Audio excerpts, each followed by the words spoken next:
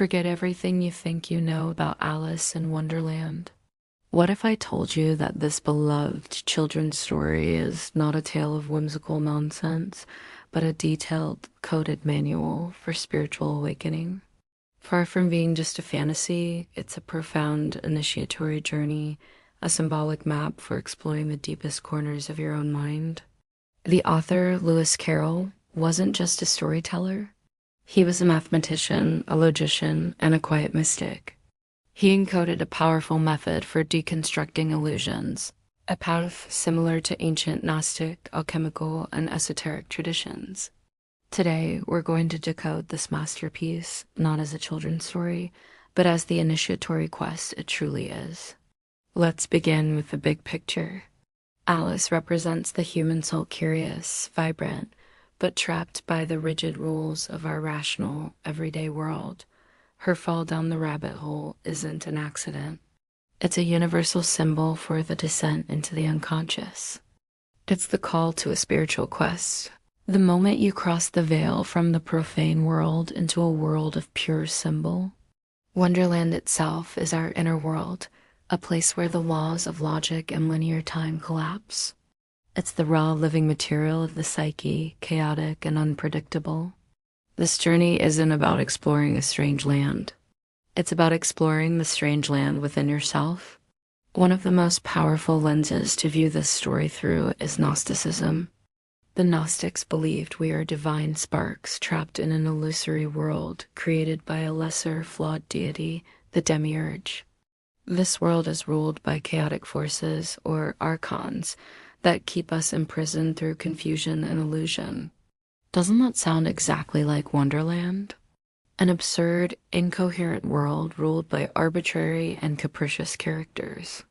In this reading, Wonderland is the world of the ego's illusions, and its bizarre inhabitants are the archons, the chaotic forces that manipulate our perception. Alice is the divine spark trying to remember her true, sovereign nature. Her journey is about seeing through the chaos. This culminates in her famous declaration at the trial, "You read nothing but a pack of cards." In that moment, she dissolves the entire illusion through the power of awareness. Just as a Gnostic practitioner dissolves the power of the archons through inner knowledge, or gnosis. Alice's journey also perfectly mirrors the three great stages of alchemy: Negredo, Albedo, and Rubedo. The first stage, Negredo, means blackening. This is the dissolution, the descent into chaos.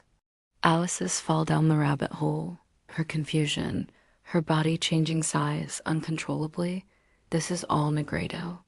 She is losing her old identity, her bearings, and plunging into the dark, primordial matter of her own unconscious. It's a terrifying but necessary stage of breaking down the old self. Next comes Albedo, the whitening or purification. After the initial chaos, Alice begins to face trials that force her to reflect and discern. She encounters key figures who act as catalysts. The caterpillar, with his piercing question, "Who are you?" forces her to confront her own identity. The Cheshire Cat teaches her about paradox and discernment, showing that reality is not as solid as it seems. This is the stage of purification, where she learns to separate the real from the illusory, what comes from her true self versus what is just a mental projection. Finally, we reach Rubedo, the reddening. This is the stage of reunification and spiritual sovereignty. It happens during the final trial with the Queen of Hearts. By now, Alice is no longer a passive victim. She is no longer impressed or intimidated by the absurdity around her. She sees the Queen's court for what it is, a sham. She reclaims her true size and her inner authority. She has become red inwardly, meaning she is awakened, unified, and sovereign. She has achieved psychic mastery, moving from the confusion of a child to the clarity of an awakened adult.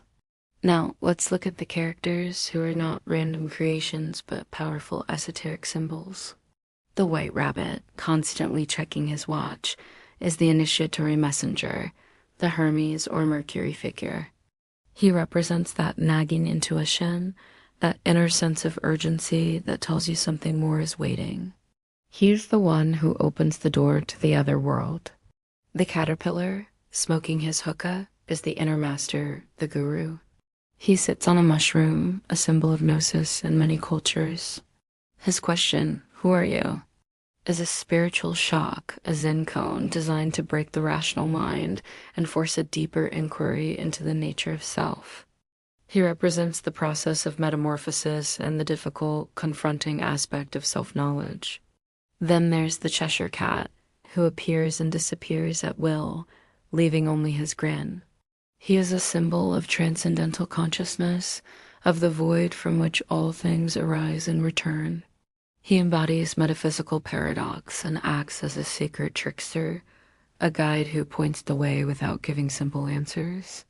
He shows Alice that the underlying reality of the psyche is fluid and not bound by physical laws.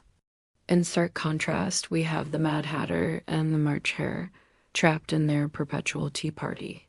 They are a caricature of the rational mind gone haywire, stuck in an endless loop of obsession, repetition, and logical madness. Their clock is frozen at 6 o'clock, symbolizing a mind trapped in time, unable to move forward. This represents the sickness of the modern intellect that the spiritual seeker must learn to transcend.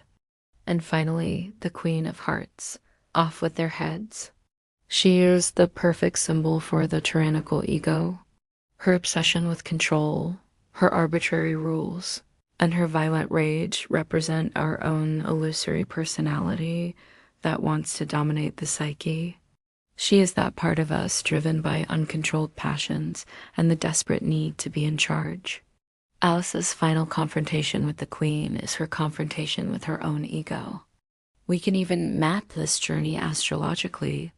Alice's journey through Wonderland is like a transit through the zodiac. The white rabbit is Mercury, the messenger planet. The fall into the rabbit hole is pure Scorpio, and the 8th house, a descent into the underworld, a dissolution of self. The caterpillar embodies the discipline and testing of Saturn. The paradoxical Cheshire Cat is Neptune in Pisces, ruling illusion and transcendence. The Mad Hatter is a reverse Mercury, a fractured mind. The tyrannical Queen of Hearts is the shadow side of Leo, the ego demanding to be the center of the universe. The final trial is Libra, the sign of judgment and balance. And Alice's awakening is Sagittarius, the expansion of consciousness and wisdom gained. The entire zodiacal journey is played out in her adventure. Ultimately, the story follows the classic 3-part structure of a rite of passage. First, separation. Alice leaves her familiar world. Second, liminality. She enters Wonderland, a chaotic space where all the old rules are dissolved. This is the core of the initiation. And third, reintegration. She returns to her world, but she is transformed. She has an expanded consciousness, a clearer identity, and greater discernment. So, what does this all mean for us? Alice in Wonderland teaches us that the journey of growth is internal. Wonderland isn't someplace out there. It is the landscape of our own minds, and every character is a part of our own psyche. It is a manual for inner mastery. The message is clear. Illusions only have power until we recognize them as illusions. Our inner world can be chaotic, but it holds the key to our truth. Spiritual sovereignty isn't given. It's earned through courage and discernment.